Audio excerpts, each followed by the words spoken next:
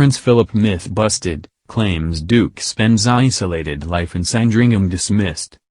Queen Elizabeth II visits her husband Prince Philip quite a lot when he stays in Sandringham, a royal expert has claimed. Claims the Queen and Prince Philip have been living quite isolated lives since the Duke of Edinburgh retired from royal duties have been dismissed by royal author Hugo Vickers. As the couple prepare to spend 2 weeks together at Sandringham, experts have described the more relaxed existence the monarch and the Duke carry out while they stay in Norfolk. As announced by Buckingham Palace earlier this week, the Queen and Prince Philip are to leave Balmoral Castle earlier than the usual to stay together until October at Wood Farm, the cottage become the main residence of the Duke in mid-2017. While it is true life at Wood Farm is easier and less regulated by royal protocol, reports of the Duke of Edinburgh and the monarch living apart for months are not true, Mr. Vickers said.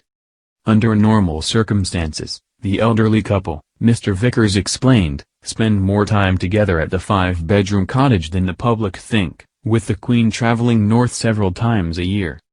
He told the Daily Telegraph, "It's right down on the coast, quite remote, very ungrand. The Queen actually goes there quite a lot. It's a myth to say Prince Philip is sitting there all by himself. She quite often goes up on the train to see him." Last autumn, sources claimed the Queen had traveled only for one weekend to Sandringham but had stayed in touch with her husband via phone calls every day. Prince Philip decided to take over Wood Farm 50 years ago, when the farm lease came to an end.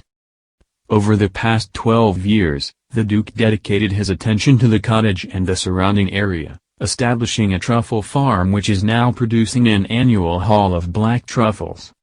Leaving it more a rustic and less royal residence, Prince Philip doesn't require his staff to wear royal livery while he stays at Wood Farm.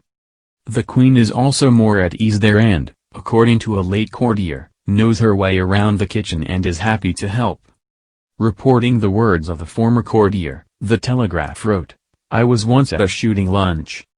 At the end of lunch, I heard someone say, 'I'll do the washing up.' I turned around and there was the Queen in her yellow washing up gloves." Prince Philip traveled from Sandringham to Windsor Castle on March 19, ahead of the nationwide lockdown put in place by Prime Minister Boris Johnson. The couple spent 4 months together in southern England before flight to Scotland in early August and take their usual summer break at Balmoral Castle.